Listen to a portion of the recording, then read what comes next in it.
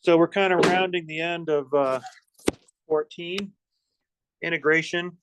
And so we've been talking about some of the tracks, direct pathways, indirect pathways. And we just left off talking a little bit about some of the tracks, essentially the corticospinal especially, and the corticobulbar. And so these are some of the direct pathways that we have. And if you recall, we're basically kind of connecting upper and lower motor neurons. And we learned last time that an important area associated with this is going to be both the pyramids of the medulla and the cerebral peduncles associated with that. And so when you take a look at some of these tracks, where we talked a little bit about decussation, right? So that basically means a crisscross that occurs as kind of crossovers to the other side of the brain. And so when you take a look at that decussation associated with some of these tracks, you have a percentage that we take a look at. So in terms of the lateral corticospinal tract, you have about 75 to 85% are decussating at that point. Remember we said that some do and some don't, right? So some kind of do that little crossover thing and some don't. And so in this particular case, in the lateral corticospinal tract, the majority of them do in this particular situation. Now that's the lateral corticospinal tract. And the anterior corticospinal tract, they are going down without decussating. So they're not crossing over, they're just basically staying on the same side. And so when you don't decussate, what that basically means is right side, right brain, left side, left brain, as opposed to switching it over, right? That's basically what we're talking about in that particular situation. Okay.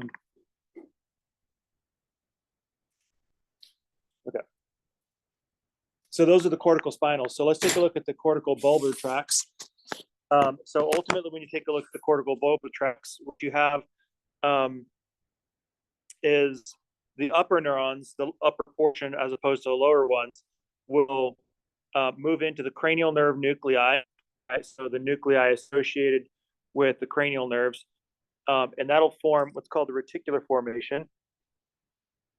And then when they connect down to the lower motor, then you're looking at nervous control of the eye, tongue, things of that nature. Notice a lot of these are associated with those cranial nerves, right? We learned a little bit about this before. And so these are associated with your cranial nerves. So those are some of the direct pathways, some of the indirect pathways, right? So in this case, you're talking about control of both conscious and unconscious types of movements. So essentially things you're aware of, things you're not aware of, like for instance, some of those visceral types of movements and things of that nature are under control of indirect pathways. And so a lot of times what happens is these connections that we have kind of going through the brain will synapse with an intermediate nucleus, kind of like a way station, right? Sort of like a middleman. That's kind of what some of these intermediate nuclei, rather than going directly to that lower motor neuron, right? So that's basically kind of that indirect concept. And so the tracks that are associated with this are the rubrispinal, right? So this is basically, they're going by way of, so they'll synapse with the nucleus first. We learned a lot about those nuclei in chapter 13. And so some of the connections here that we're talking about are going to those particular nuclei, and they're connecting to some of those things we talked about. And so we kind of talked about the structures first, and now we're kind of talking a little bit about how they're connected together. And so the rubrispinal neurons will connect to what's called the red nucleus. And I don't remember if we mentioned the red nucleus in chapter 13, but we usually, it's usually mentioned briefly and quickly in passing, because there's a lot of other structures in the brain that are higher priority that we want to learn and understand. And so ultimately what this is looking at is basically kind of controlling and regulating some of that fine motor movement, right? So one of the things you'll probably notice, and you probably picked up on already between the work in chapter 13 and chapter 12 and so forth, is that there's a good chunk of your brain, a lot of different areas that are dedicated toward motor movement and motor control. So we don't just have like one area that controls motor responses. There's a good chunk of your brain that's working together in a very cross-collaborative sort of a way to sort of give you this really fine-tuned, kind of this smooth type of regulation of motor control. And so this is going to be targeting some of those distal types of muscles, distal, basically the ones that are furthest away from the core of your body. So that's kind of what this one is going for. So the vestibulospinal is basically looking at proximal limbs. So you have the distal limbs and rubrispinal, and the vestibulospinal, you have more of the proximal stuff, the stuff that's closer to you. But these are looking at things like things that are associated with the extensor muscles, the trunk muscles, the posture muscles, right? Stuff that are kind of in close to the core. So basically proximal versus distal. And the reticulospinal is focused on your posture. So all those postural muscles that you don't even think about, that I'm apparently at the moment not really using all that much because I'm just sort of like just sort of hunched over here. Those are going to be under control of their own track, right? That's the reticulospinal and the tectospinal. We talked a little bit about tectospinal before, right? And so this is involved in reflex movements and also your ability to respond to rapid inputs. So for instance, your bright lights, noises, like loud noises, rapid movements, right? That kind of startle you. Kind of think of this as sort of like the startle mechanism. So you don't just respond to a bright light, you typically respond to it like kind of in a startled sort of a way.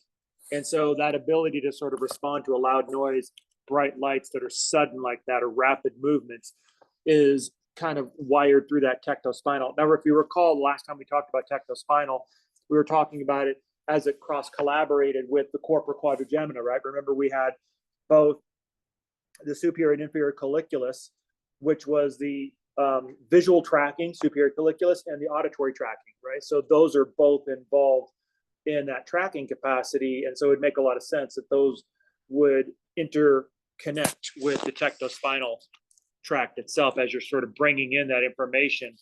Now notice the name of the game here is typically you're kind of bringing stuff in through your cranial nerves. So notice in the tectospinal, these are all cranial nerves, right? Light, optic nerve. Noise, that's the cochlear nerve, right? And rapid movements, typically that's vision, right? So you have to see the rapid movement in order to respond to it. So these are wired very tightly to some of that cranial nerve input that we learned about in chapter 13. So here's kind of what it looks like. So basically, what you have are inputs. Notice you have your neuromuscular junction coming as your target. But ultimately, what's going to happen is, remember, these are descending tracks, these indirect pieces. And so you're going to be starting from the top down. So at this particular point, you're going to be essentially synapsing and initiating that action potential from the surface. You can see you're going to be moving and connecting to the thalamus, and it's going to be moving down through the red nucleus. So here you can see your red nucleus, and where that's the relay station. That's the middleman. This is what makes it indirect. And that was a portion of that region in the midbrain where we had like the substantia nigra, and we had different sorts of nuclei that were in there. The red nucleus is one of them. And so from here, basically, it's going to relay from the red nucleus, and it's going to go down to ultimately through the rubrispinal and the reticulospinal tracts. And it's going to basically relay out to your neuromuscular junction so that you can respond to the stimulus appropriately. And so this is just kind of like a little bit of a roundup of some of your direct pathways, right? Your corticospinal, lateral, and anterior corticobulbar, and your indirect pathways, where you're looking at unconscious movements, typically reflexive sorts of things. Okay, and that's the last couple that we just covered. So use this one as sort of like a little bit of a a nice easy way to kind of put everything all in one place, right? So kind of a nice little table where you can kind of put a lot of information all in one place. Okay. So we're not done. So it seems like we've been talking about motor activities for a long time now, and we're still going to be talking about them. Because if you think about it, we typically take for granted the nature of our movements, but our movements are actually quite complex, and they involve a lot of different things, right? So we have some very, very complex movements requiring a lot of very, very fine control. Let's take a look at that refining. So when you take a look at your motor activities, we talked a little bit about these guys in chapter 13, right? We talked a little bit about the cerebellum's role in motor control, and that's a large portion of what it does. We also talked about the basal nuclei and in terms of its role for motor control as well. And so the two of these guys are working together to kind of help fine tune some of this motor activity. So for instance, when you take a look at the basal nuclei, remember the basal nuclei. A lot of times people think, oh, the basal nuclei is like this little nucleus that you see in the brain. It's a little thing, right? But remember, we learned about last time in chapter 13, the basal nuclei is composed of multiple different nuclei that are in different areas of the brain that all kind of work together collaboratively, right? So more of a description than it is a location.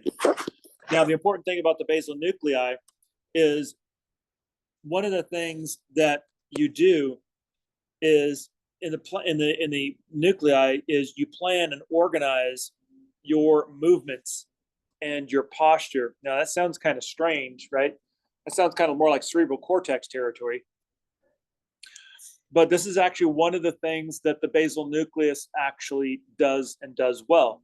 So for instance, one of the things that you have to be able to do is you have to be able to move with intention, right? Not just move, because that's flailing, right? But move with intention. And so one of the things that you have to be able to do is I have to be able to judge and determine like how much motor control do I need to lift this rather heavy box actually of tuning forks up, right? So I have a planned, organized perception of what kind of muscle tension I need to exert in order to lift that box. Now, ultimately, that's mashed up against the reality, right? So I have a plan for how I want to increase tension, but then I have to compare that to the actual contraction of the muscle and see whether or not there's a discrepancy between the two. I think I'm going to need this much tension in order to lift this box. As it turned out, this box was a lot heavier than I anticipated. So clearly, the reality of the tension far exceeded what I originally planned with my basal nuclei. But what that means is I have to adjust like quickly so that I can bring my perception to reality. And so the ability to sense, oh, wow, I way underplanned my tension. Thank you, basal nucleus. You got this one wrong, right? So I got to fill in that gap and lift this box. So that whole dynamic there, which we do all the time, right? That whole dynamic requires several things. The basal nucleus to kind of plan out and organize that coordinated muscle contraction and movement with a combination of your ability to sense the discrepancy between the two, right? The ability to sense the awareness that those two are not lining up is a type of proprioception. You're aware of the deficiency of your body position and where you are muscularly. And not only that, but then you can fill in the gap. You can make up the difference between the two. And so that's kind of part of what the basal nucleus is doing.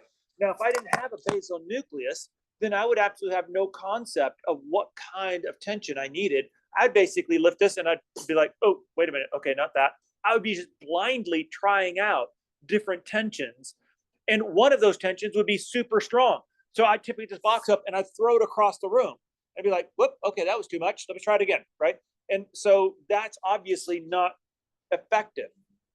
So when we're talking about not just control of your motor activities, but fine-tuning your responses relative to what reality is showing you, That's why so many parts of your brain are actively involved in collaborating in motor movement. We take a lot of what we do for granted, right? The difference between picking up this box and picking up this box, I can adjust quickly. Why? Because my brain is organizing my load, realizing, wait a minute, this is not going to be heavy. Because if I use the same strategy for this, then I just threw this box like way up in the air, right? So that is basically why all of these are working together. Now, the basal nucleus is wired into feedback loops, and it feeds and feeds information to the thalamus, to the cerebral cortex, basically communicating everywhere in the brain. So there will be stimulatory feedback loops, basically, which will increase muscle activity, for instance, picking up the box, or inhibitory, which will basically inhibit the activity of the muscles, which is basically slow it all down. And so by doing this, you can read your environment cerebrally, and you can adjust to your environment. Okay. So in addition to your basal nucleus, your cerebellum, which is on our list, those two work very closely together. Your cerebellum is actually important because this is basically where you get a lot of your muscle tone control from, and of course your postural muscles. That's a big piece of your cerebellum, is coordination and postural muscles. You don't really think about your postural muscles. They're basically the ones that are keeping you upright, right? If they weren't contracting constantly, in the background, by the way, you're not really thinking about these guys, right? But they're contracted all the time, keeping you upright. If they weren't doing their thing, then you would basically flat, face flat on the floor, right? And so that's what's happening there. So this will also help you with your balance during movement and eye movements, which is interesting, right? And so think about this for a second. This all works together, by the way. Muscle tone, postural muscles, and balance. So here's the thing. First of all, let's explain what tone is, right? So tonality is essentially kind of a basal amount of constant contraction. So it's like a level of constant activity, right? So that's basically what tonality is. And so your postural muscles are like constantly contracting, so they're toned. And so when you're like working out for muscle tone, what you're doing is you're training your muscles to be active and to expect activity. So they're constantly always on the ready, right? So like when you, for instance, pick up something heavy, it's not like your muscles are like starting off cold and then they're trying to contract this massive amount of tension to pick up this heavy box, right? They're already toned. You've already trained them to be ready. So they're already up on their feet expecting something. That's tonality, right? So your postural muscles are very toned and they're basically constantly contracting. But think about this. It also makes a lot of sense that they're controlling your balance during movement, right? Because I always like to think about trying to stand up without the aid of something nearby on the light rail train. Have you ever tried that one? That's a lot of fun, isn't it? I mean, you're kind of like, just kind of doing your little surfing thing, right? Everybody's kind of looking at you, but looking at me because I'm like, of course, we're going to do that. I'm going to have some people staring at me, which is fine. I don't really care as long as they don't hurt me, right? So, I mean, you're kind of like, if you kind of look at your legs, I always kind of watch people, like I watch the RTE guys as they kind of go through and I watch them standing there. I just watch their legs because they're constantly like, shifting their body weight. They're kind of moving around as the train kind of moves back and forth. What's doing all of that? Your postural muscles are basically kind of shifting and sort of contracting and relaxing in some areas, going back and forth as you're kind of trying to maintain your balance, which is essentially maintaining your center of gravity so you don't basically move over, right? So basically topple over. And that's essentially what that looks like when you're talking about that balance. Now, there's three different pieces associated with the cerebellum. There's the vestibulocerebellum, the spinocerebellum, the cerebrocerebellum. In the spinocerebellum, this is basically where you're going to be coordinating some of those five fine types of movements, right? So this is what's called the comparator function. So basically you're kind of cross comparing between two different movements and things of that nature. So ultimately, the motor cortex, we'll start off from there, is basically going to send your action potential, and it's going to be heading toward those lower neurons. And so this is going to initiate and ignite a voluntary movement. That's basically one of the things that it's going to do. So that's step number one. So the action potential moves from the motor cortex. Now, then what's going to happen is it's going to move and go into the cerebellum. So the action potential from this particular area is going to be moving into the cerebellum. And tell the cerebellum, basically, we want to move thusly, right? So this is the way I want to move. That's kind of that communication between like basal nucleus and cerebellum, right? Your basal nuclei is saying, this is my plan, my organization. I want to move like this. And then that goes to your cerebellum. And then the lower motor neurons, which is the third step, is basically going to move to the spinal cord, or in the spinal cord, are going to basically send those action potentials to the skeletal muscles, and then it's going to cause them to contract, right? So that's basically what's happening here. So that lower motor neuron, so you can see it basically goes down, a branch of it tells the cerebellum of what our intentions are, and then it goes down the spinal tract, then relays to the lower motor neuron out to the muscle, and it tells the muscle to contract. Now, at this particular point, when your muscles are contracting, then the proprioception kicks in. So now that you've got a real contraction, now you can basically relay that information to the cerebellum to basically let your cerebellum,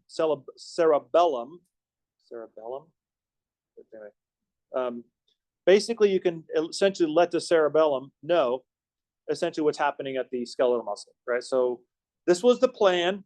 So this is where your plan is. This is coming from the basal nucleus. And so you bring that to the cerebellum. And then you actually gain information from the actual event. So you contracted. I hear you contracted. How did that go? Was it everything you thought it was going to be? Right? And so you relay that information through your proprioception. And then that neuron basically will compare the actual contraction to the original planned contraction. And then that way you can essentially make adjustments and basically bring those two together, right? That's basically how you're getting fine motor movement, right? As a matter of fact, that's what's happening every time you do that fine motor movement, is you're essentially comparing the plan versus the reality, and you're adjusting to make sure that the two are matching.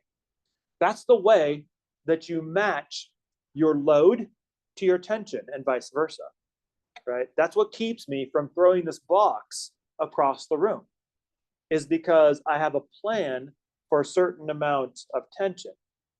My proprioception is telling my cerebellum what's actually happening, and the discrepancies are adjusted like on the fly, like immediately, so that you don't see this delay or relapse in the adjustments. To have adjustments happen very quickly, right? So you don't see this like, oop, no, too much, too little, too much, right? So it's not going back and forth. It's like, it's very smooth like that, because those adjustments are being made like immediately. So then the next piece, and I kind of scooted ahead, right? But basically you have the comparison of the incoming information with the proprioception.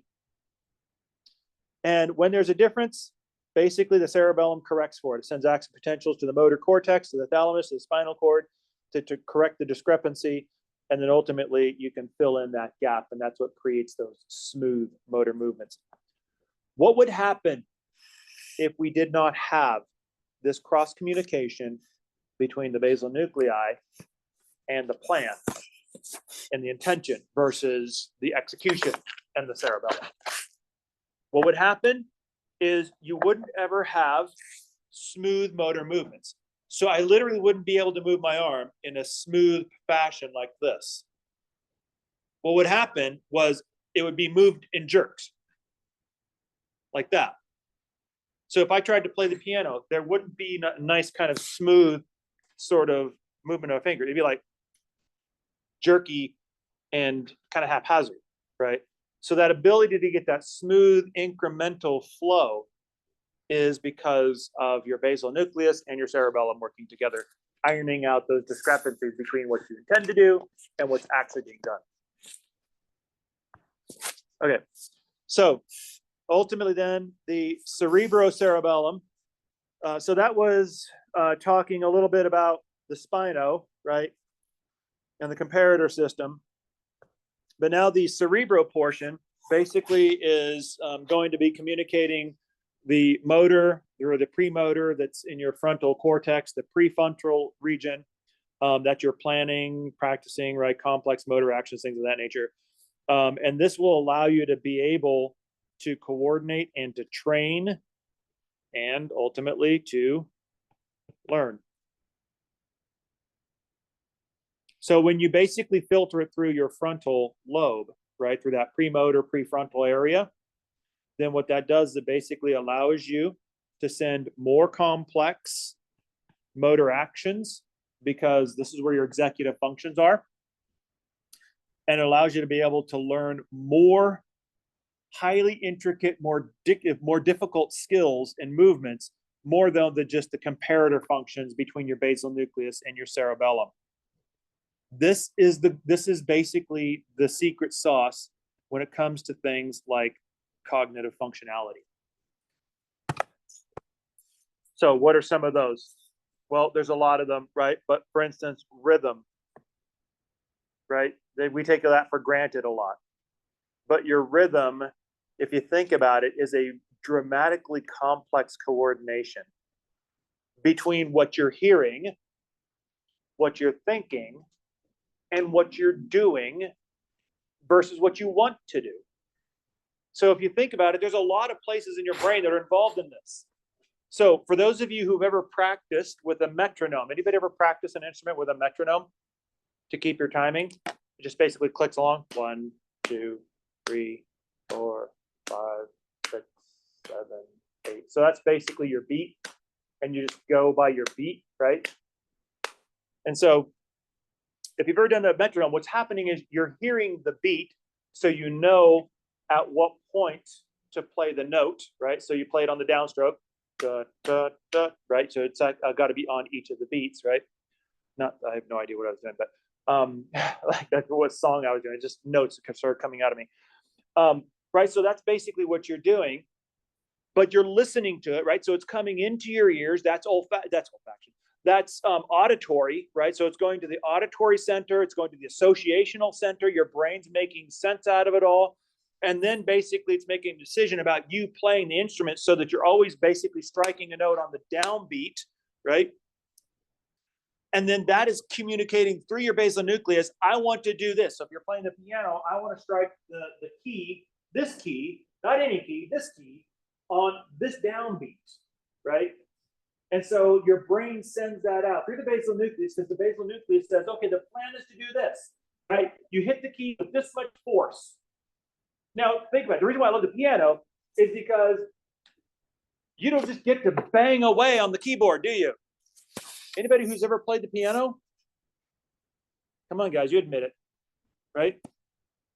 There's forte, and there's, what is the soft one?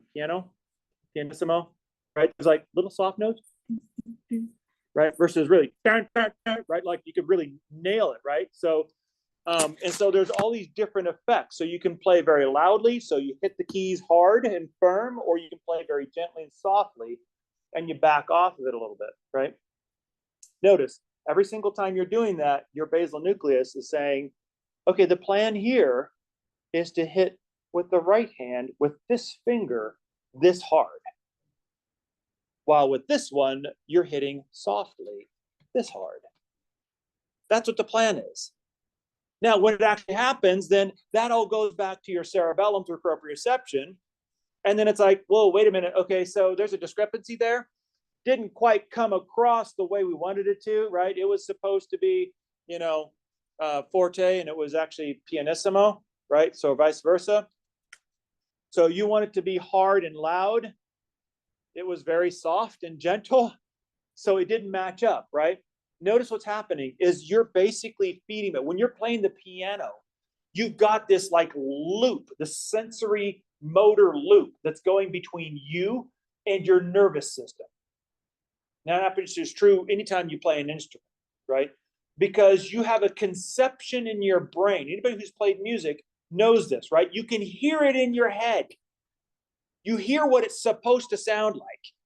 And that's what you try to get to come through your body so that it sounds the way that you hear it in your head.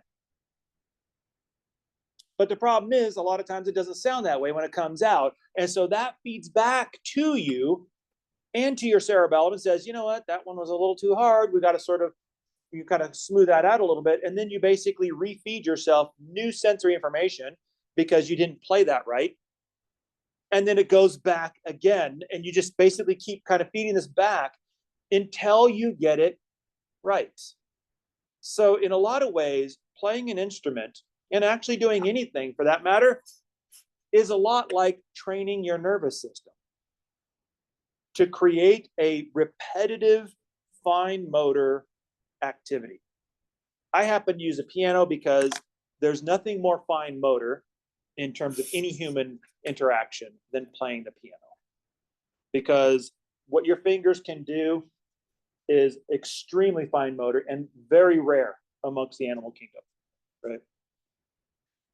But like if you're playing sports, you're doing the same thing, right? You're training your nervous system to say, you know what? I need to basically move to the right when this happens, but I'm moving too far to the right, right? So my intention was to do this, but I didn't get that. So I have to feed that information back into my nervous system, and then I do it again and I correct for it. And so ultimately my basal nucleus and my cerebellum are working together to actually get the movement to work. But then on top of that is my brain saying, yeah, you know what, you moved, but that's not the way I want it, right? I want you to stop just short of where you were, or I want you to basically play that just a little bit louder, right? That one note, that just hang on it a little bit, right? And so these sorts of things create extremely complex cognitive functions. Rhythm is just a piece of it. Word association, your ability to actually draw meaning from words. Conceptualization, time intervals, your sense of time perception is also part of this. So you're basically tying your cerebellum and your cerebrum together, and you're using this as an opportunity to burn more cognitive types of functions and to develop training. So what happens if the cerebellum starts to go horribly wrong, right? So that's kind of like cerebellar dysfunction. So if you have dysfunction of the cerebellum, you're going to start to see decreased muscle tone across the board. Balance impairment, right? Those postural balancing muscles aren't going to be working out so well. So a lot of times you'll start to get a little tipsy. You won't be able to hold yourself up a little bit. A lot of times in general, people will generically, especially older people, just call that vertigo, right? Vertigo can actually be caused by a lot of different things. We usually associate it with an ear issue, like an inner ear issue, because of the vestibular nerve. That's part of your balance. That's actually your rotational balance and your equilibrium. But vertigo can also be caused by something like this, like a breakdown in your postural muscles, disallowing you from being able to maintain basic balance. So what does this cause? Basically, you can't like target something, right? So normally you have visual tracking. I want to pick up this bottle, but if my coordination isn't there, my superior colliculus can say, I want to pick that up. I can see it. I'm going to go for it. But here's what I'm going to do. Oop, that didn't work out. Right? So it's like, I can't quite target it. Why? Not because I can't see it or track it, but because the coordination is breaking down to kind of create that function, that kind of intention. Notice what's happening. You've got the plan, right? Basal nucleus. I'm going to reach out. I'm going to reach it right about here. I'm going to grab it with this much force. That's going basal nuclei and the rest of the brain. And then you have the execution, right? The execution would be the actual sending out those fine motor signals. And then if you can't actually get those to work out, like for instance, if your cerebellum is not working, then you're going to have a problem sort of grabbing onto that. And so what you end up getting is a sort of like miss and fumble kind of an idea, right? So for instance, I'll kind of miss it, and then I'll just kind of fumble around for it like this. I'll just kind of run into it and just grab it like that. Right? You see that a lot when you have discoordination. So the other big one that you also see is discoordination of the muscles at rest, right? So for instance, shaking. So we see this a lot. So basically tremors. You'll see people with like hand tremors. And a lot of times you'll kind of see it's jerky. So I can't really do it very well. And when I try to do it, it just kind of looks like I'm sort of quivering, and that's kind of what it looks like. But if you've seen it, right? So you basically, it's kind of more of a kind of a random kind of a jerkiness, almost like a reflexive kind of like a jerkiness almost. And it's exacerbated by different types of things. And so this is one of those types of dysfunctions. So that's the cerebellum. Now it's basically moved down into the brainstem, right? So this is basically kind of a hot spot because we have all those ascending and descending pathways basically going through the brainstem itself. So this is basically where you're going to see the hot spot or the nuclei of some of the cranial nerves. So for instance, 3 through 10 are going to be located on the brainstem. We saw that a little bit when we looked at the brain models, right? So when we looked at chapter 13, also 12 is located in the brainstem region as well. The brainstem is important, right? Because ultimately what you've got here is some of the major types of functions that keep you alive. So essentially all your core visceral systems, your heart rate, your blood pressure, your respiration, sleep, swallowing, vomiting, coughing, sneezing. So basically all those critical life-threatening reflexes are all typically located on your brainstem, which is the reason why a brainstem injury is catastrophic, right? And so ultimately the brainstem, because it's regulating all these, will have to not just receive or not just send out motor information, but have to bring in sensory information, right? Because it has to know what's going on in the body. So for instance, if you're going to regulate respiration, your breathing, then you have to kind of know a little bit about what's happening in the body so that you can regulate and manipulate that breathing rate. And so you tend to have these branches of sensory input coming in, these collateral branches kind of coming in from the spinal cord. But anyway, those come into the brainstem and it sort of feeds information to all these major nuclei so that you're not just regulating heart rate, you're regulating with respect to what's going on in the body, right? So you're integrating it with incoming inputs, and that's an important thing. You'll learn about that when you get into AMP2, right? So basically you run into a core visceral system and to talk a little bit about how that system is neurally and endocrinally controlled in this situation. Now the reticular formation is interesting because it houses what we call the reticular activating system. And this is a really cool one. So this is a group of nuclei that are kind of scattered in the brainstem itself. We call it the reticular formation. But basically, it has what we refer to as the reticular activating system. And this is what's controlling your sleep-wake cycles, your sense of arousal, right? So for instance, your ability to wake up and to be alert. That's your reticular activating system. So then, generally speaking, you'll take inputs from your optic nerve, which makes a lot of sense, right? Because if I tend to turn on the lights, it tends to wake you up, right? And so it makes you alert. So it responds to cranial optic nerve inputs, also trigeminal inputs because you have an ophthalmic branch. So that's going to be one of them. And also vestibulocochlear. Why? Because I can say something or you can hear something, and then that'll arouse you. We do this every morning, don't we? This morning, as is all mornings, I wake up to the sound of bird calls. That's my alarm clock. I won't wake up to anything else. People can shout at me, they can yell at me, I'm gone.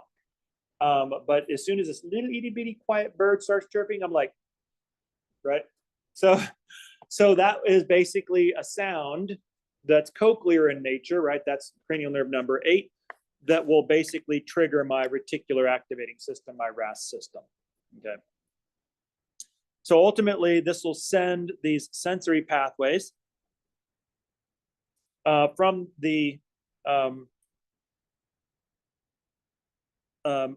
this particular nerve, right? And it'll basically go to my brain, and it'll essentially cause my brain to wake up. So it's kind of like a light switch, basically, kind of like wake up. It's time to wake up. and that's kind of opens up your brain. And so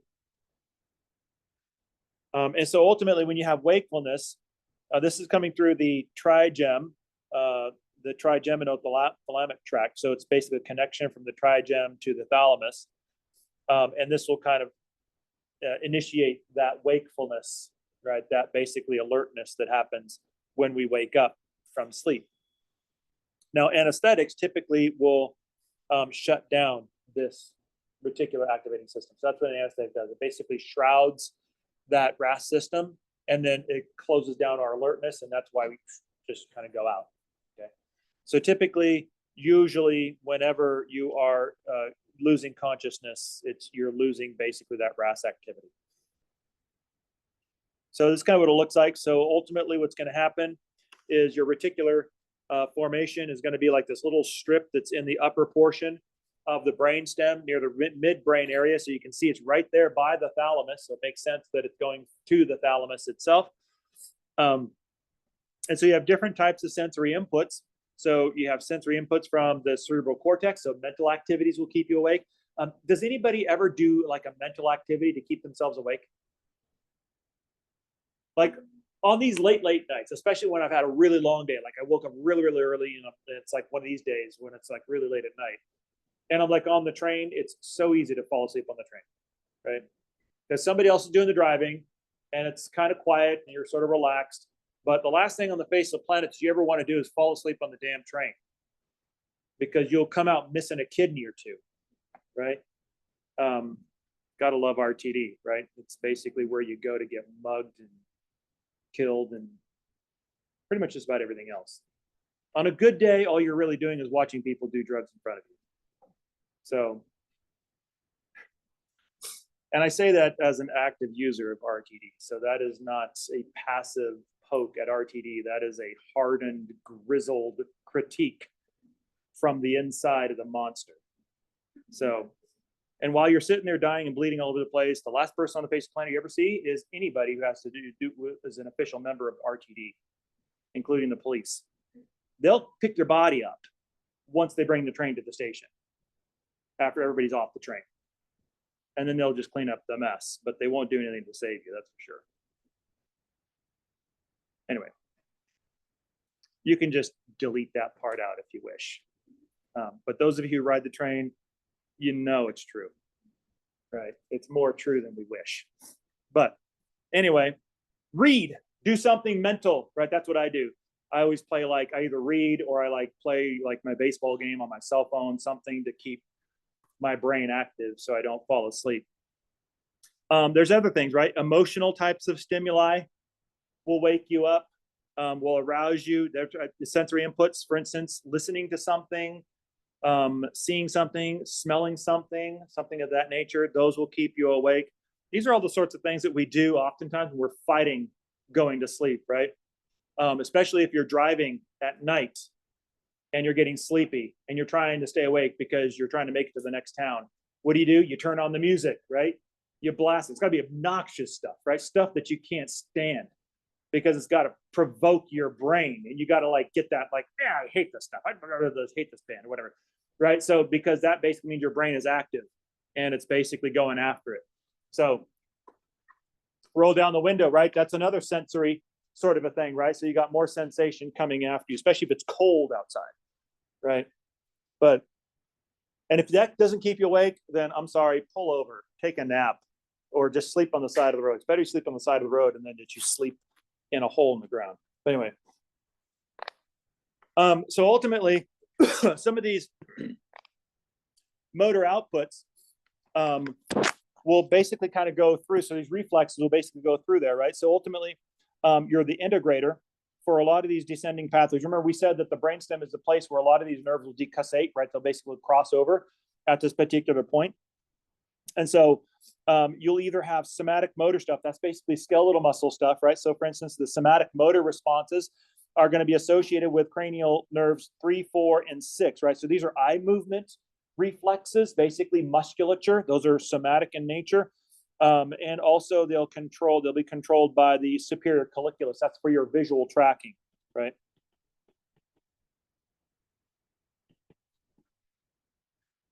Also mastication, that's chewing, facial expressions, swallowing, that's the voluntary portion of swallowing, that is, right? Speech, because we have voluntary control over speech as well.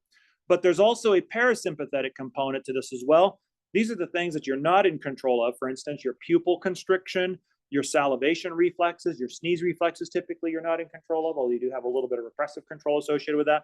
Your gag reflex and your cough reflexes, you're typically not in control of. So these are more visceral types of automatic sorts of reflexes that are associated with that. Talked a little bit about Wernicke's area and Broca's area before. So these are speech areas. So these are generally left cerebral cortex types of areas. So we have Wernicke's area, which is an important sort of an integrating area because it's a speech integrator, right? So this is the sensation of speech. Your ability to understand what I'm saying to you is your Wernicke's area, right? Your ability to recognize symbols and to make associations with symbols is your Wernicke's area. So reading is your Wernicke's area. The Broca area is motor speech. It's basically your ability to control your muscles to make sounds, right? So the ability to speak and to have conversational type of speech is the Broca's area. Both of these guys are connected to what's called the arcuate fasciculus. Lay that one on your friends to impress them a little bit.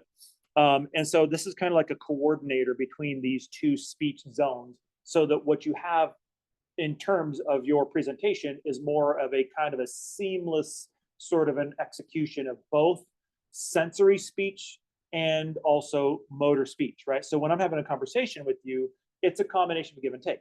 There is sensory speech. I'm listening to you and I can understand the words you are saying. That's my sensory speech. But then I can also respond to you with my Broca's. I can make sounds and things like that that can kind of respond to you as well. So the two are kind of connected together, basically. And so that's one of the reasons why they say that if you read out loud, you're using more parts of your brain. It's true, right? Because the motor part of you is using the Broca center to actually form the words as you're reading them. But then you're also using your Wernicke's area in order to hear the words that you're saying itself. So you're basically doing multiple pieces. So to read something out loud, basically you'll have your visual cortex, which will then go to the Wernicke's area, which will go to the Broca's area, which will go to the primary motor cortex to speak the words. Okay. So that's what's happening when you read out loud. So if you repeat something that's been heard, if you repeat something that's been heard, if you repeat something that's been heard, just think you guys paying attention. All right, this is going to your auditory cortex, then it's going to your Wernicke's area, then to your Broca's area, where you will basically repeat it with your primary motor cortex. Okay. So notice, basically what's happening is you're bringing in a lot of information. It's going through multiple areas of your brain, and then it's basically exiting your brain in different areas. So you can see it's swapping around different areas of your brain whenever you're doing just even the most basic thing. So this is kind of like an interesting sort of a thing when you take a look at these two. So you can actually see the somebody reading out loud, right? So you can see the visual cortex actually being stimulated in the brain itself. And then after that, you can see the Wernicke's area being stimulated as that person has read the word. Then the Broca's area is being stimulated. And then finally, the primary motor cortex. So you can actually see the activity of the brain moving in these different areas as this person reads out loud, which is really cool. And so this is basically just the blab slide of what we just mentioned, essentially. I don't know that we need to go through all that. That's pretty much what we just said. Okay. So we have communication between right and left brain. So ultimately, the right side will basically control the activity of the left side of the body, right? So left-handed people are in their right mind, which is true, right? My dad was left-handed, so he told me that one. Right, left side controlling the right side of the body. That's because of that decussation idea. And so information coming from both hemispheres basically will go through the commissures associated with the corpus callosum. Remember, the corpus callosum is that little piece that's in between the two hemispheres that's connecting the two hemispheres back and forth. so that basically you get this sort of interconnection between the two hemispheres so that they're acting together, not opposite each other, right? So otherwise what would happen is that they weren't connected by the corpus callosum and by the thalamus itself, right? The thalamus is also basically interconnecting the two hemispheres of your brain.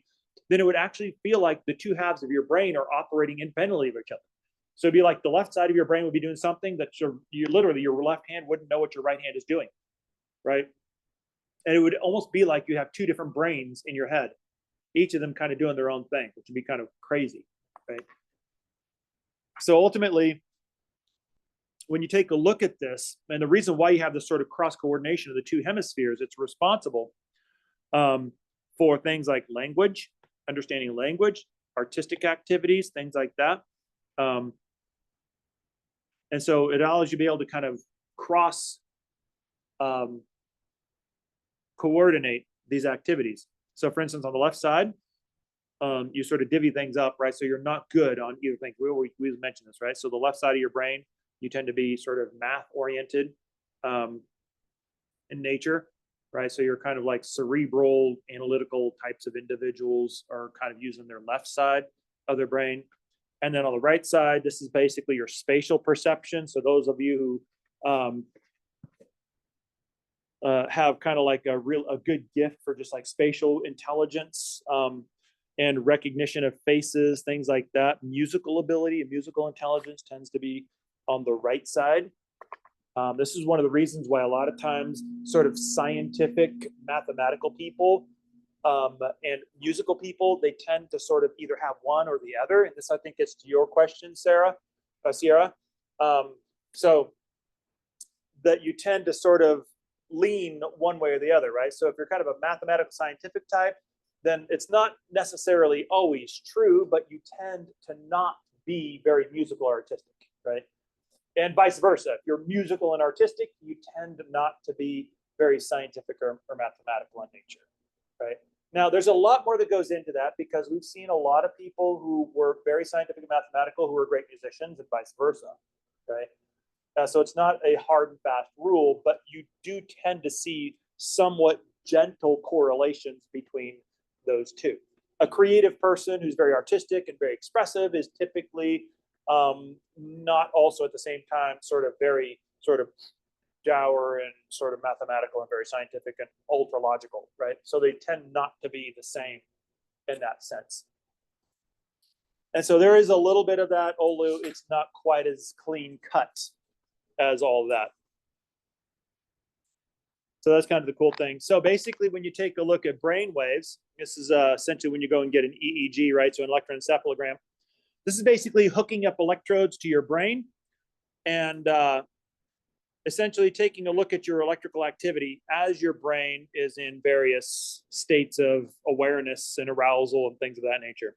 So essentially what's happening is you're registering the lump sum of all the action potentials that are going on in your brain, which you could imagine could just be a mess, right? So there's a lot going on in there. And so ultimately we have different types of brain waves that we saw. And so when you hook up electrodes to your brain, you can actually see what's called alpha waves. So this is basically, generally speaking, when you're at rest. So these are kind of very restful sorts of things. This is usually when you're a rapid eye movement, sleep starts to kick in. So usually you're kind of rest and relaxed. You're sleeping. You're kind of at a relaxed state. Your beta waves, typically this is what it looks like when you are in intense mental activity. So for instance, if I were to hook you guys up to an EEG, taking an exam, I would expect to see beta waves, not alpha waves. If it's alpha waves, that means you guys fell asleep on the exam. That's how impressed you were with it, right? The theta waves, this we'll see a lot in children, but a very frustrated individual. Now, this is, of course, an emotional sort of a descriptor, so that requires a little bit more analysis and sort of delineation. What do you mean by frustrated, right? But you see theta waves, which kind of largely are these sort of large loopy types of waves. And then delta waves are deep sleep, very deep sleep waves. This is the kind of waves you see in babies. So babies have the brain waves of somebody who's in deep sleep, or sometimes in severe brain disorders, right? Where you basically have kind of a change. So it's almost like, I don't want to say necessarily it's like a coma, but it's kind of like the brain in this case is compromised to the point where it's almost acting as though it's kind of in a deep sleep state. And it's almost kind of like sort of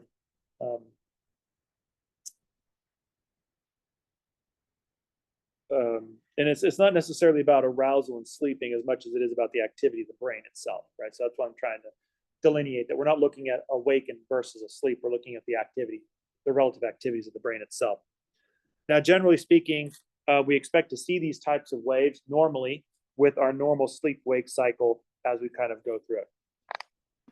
So here's actually a couple of more types of, more specific types of brain waves, something that looks a little bit more accurate. So here you can see we have basically the stages of arousal relative to the time that we have, right? So we basically start this at 0, basically where sleep begins, and then we start measuring the waves. So here you can see basically in a person who is awake, you can see they're a combination of alpha waves and beta waves as they're awake. Then as they go into stage 1, so you can see they kind of start to drop down. And in stage 2, you can see the waves are changing. In stage 3, they're getting a little more loopy. Then ultimately they'll drive down to delta waves in stage 4. And then it hits a rapid eye movement region. So what happens is you kind of come in and out of rapid eye movement typically as you are sleeping. And so a lot of people don't realize this. They think they just fall asleep and they stay there. In reality, what happens is you kind of go down and you kind of come up and go rapid eye movement, and you kind of go down, you kind of come up and rapid eye movement, and you kind of go down, you kind of come up and go into rapid eye movement. And you're sort of cycling throughout the night as you're sleeping. So let's take a look at memory. Memory is always fascinating, isn't it? All right, this is your hippocampus going on here. So basically you have a couple of different types of memory. So you certainly have working memory, which is essentially something associated with a task, right? So basically, this is like a short-term storage piece that you need immediately to perform a task. This is kind of like temporary file storage. I'm going to put it in terms of browsers, right? How many of you guys have to clear out your temporary files all the time on your browsers? Right? They basically store a cache of temporary files. That's because that's your working memory. Those are the files that you need in order to make your websites run smoother. So you're not having to constantly load them up like from scratch all over again. They can immediately access it because they've already got a temporary file in there. That's your working memory. Short-term memory, on the other hand, is basically something that's a little bit longer than working memory. In this particular case, you can store short-term memory for minutes up to days. But you basically are going to be burning these neural pathways so that you can create more of a retention of that memory, right?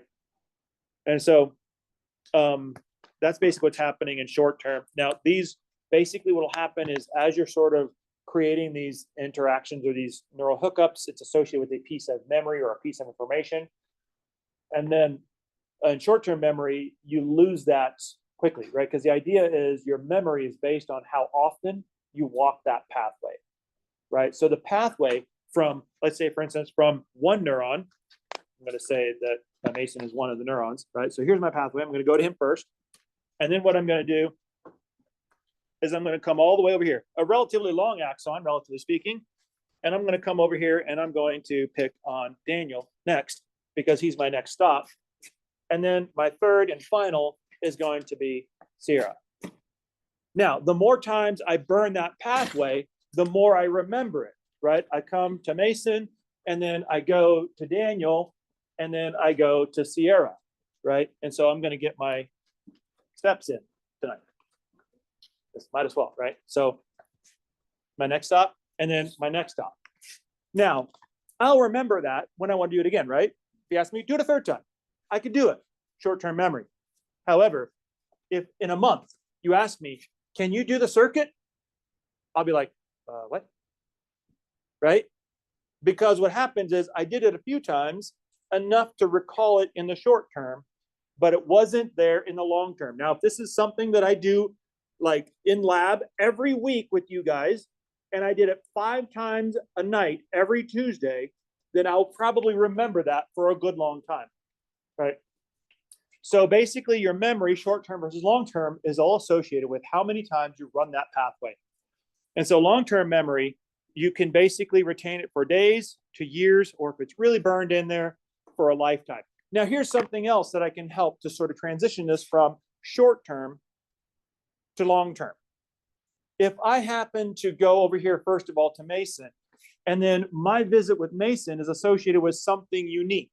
Let's say, for instance, Mason shows me something, right? So I don't know, whatever it is, it's something cool, right? So maybe you found a website or something like that, and you're like, hey, take a look at this. I'm like, oh, that's pretty cool, right? So now I've got visual marker for Mason's trip.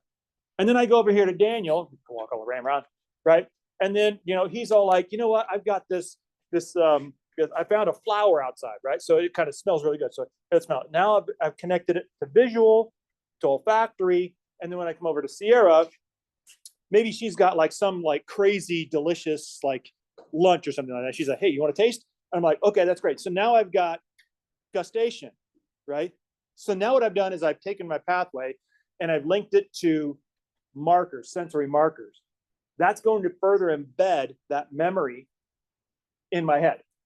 So now I'm more likely going to remember much easier the pathway, even in a month or a year or 10 years. Because I'll remember, it's like, oh yeah, I remember that time when I walked over here and Mason showed me that cool website, right? Or I remember that time when I walked over here and Daniel happened to find this crazy wildflower that nobody's ever seen before. It smelled really wonderful. And he let me smell it. And then I remember following that up by coming over here to Sierra, and she had this like crazy, insane recipe that she cooked up or something like that. It was like absolutely like nothing I'd ever tasted before in my life. Right now, all of a sudden, I've got all these distinctors, and guess what? I'm going to remember that. So the more you basically leverage your senses into your learning, the more likely you're going to be moving that from short term to long term. And so ultimately, this is that idea of consolidation. So you're strengthening these synaptic connections, and you're essentially embedding that into the portion of your brain that's associated with learning. So hippocampus and the amygdala, right? The amygdala is typically where your fear center is. All right, so let's imagine that I came over here, Mason, it was like, you know, whatever. And he maybe he pulled out like a machete or something like that. Just saying, that'd scare me, right? Anybody pulling out a machete, by the way, doesn't have to be Mason, would scare me. And so that would clearly be memorable, right? My amygdala would be like, whoa, yikes, okay, machete, don't hurt me, right? So that would be memorable. I probably wouldn't forget that anytime soon, right? And then I walk over to Daniel, so I'm like, man, you won't believe what Mason just did. And then Daniel, you know, pulls out, you know, like a cat of nine tails or something like that, which at first is kind of cool because it's like, whoa, where'd you get a cat of nine tails from? But then he starts using it on me. And then it's like, okay, wait a minute, that's not so cool, right? Because I don't want to be flogged at the moment, right? And so that would be also kind of scary. And then I come over to Sierra and she pulls out like some big old sharp battle axe, right? With like bloodstains on it already. So that would be kind of scary too. And of course, my guess is that any number of those would probably happen if I did this right after you guys took an exam. Just kidding. Right, so that's basically wiring some of this information through your amygdala, giving you, notice again, sensory sort of highlighting basically of these ideas. So it allows you to be able to retain facts. So procedural memory versus declarative. Declarative is basically putting in those facts, those factoids. Then implicit or procedural is essentially the development of skills. For instance, learning how to ride a bicycle or coordinating your cerebellum in your premotor area so that you don't fall off the bike itself, right? So basically it looks something like this. So in your working memory, pretty much you lose it immediately. You just retain it as long enough to do your task and then you dump it, right? Just like your temporary storage, right? In your browser cache. And then ultimately you're going to be moving that to short term. So you lose a lot of that, but typically you're going to hang on to that a little bit longer, right? Minutes, days, hours, whatever. And then you're going to consolidate that or basically burn those pieces into and link it to different types of sensory inputs. And so ultimately the declarative stuff, that is to say the factoids, will oftentimes be lost eventually through time, but typically the procedural stuff is less lost. So you retain that more, which is one of the reasons why we do lab, because I can sit here and talk until I'm blue in the face about, say, for instance, nerves. And that is declarative. Those are factoids that you will lose quickly. But then when I have you guys dissect a cat and to actually pull out the brachial plexus and actually learn the nerves and touch them and feel them and find them, then all of a sudden that's becoming procedural and you're more likely to hang on to that one for a long term. Okay, so this is a good place to start. We'll easily finish this chapter on Thursday, and then we'll get a healthy start on 16, which for us will be our last chapter. I know, it's so sad, isn't it? It's coming to an end. Oh well, you guys are like, yes, finally. Okay, so that is that.